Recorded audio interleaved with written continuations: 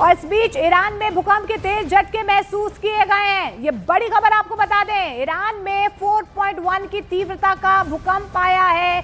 ये इंटेंसिटी है वहां पर भूकंप की। ईरान में भूकंप के तेज झटके महसूस किए गए हैं। ईरान और इजरायल में लगातार जो है और ज्यादा भयावह ये जंग होती हुई नजर आ रही है, लेकिन इस बीच ईरान में भूकंप के झटके महसूस किए गए हैं। इसकी इंटेंसिटी जो है वो 4.1 जो है वो मापी गई है।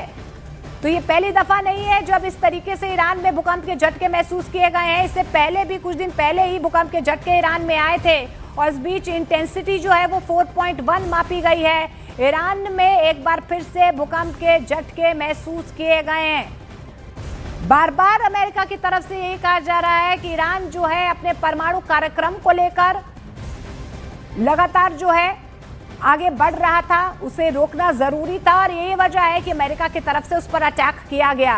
अब ईरान में ये भूकंप के झटके महसूस किए गए हैं। क्या संकेत ये दे रहे हैं? क्योंकि इंटेंसिटी इनकी 4.1 मापी गई है, तो ईरान में भूकंप के ये झटके जो है इस वक्त महसूस किए गए हैं।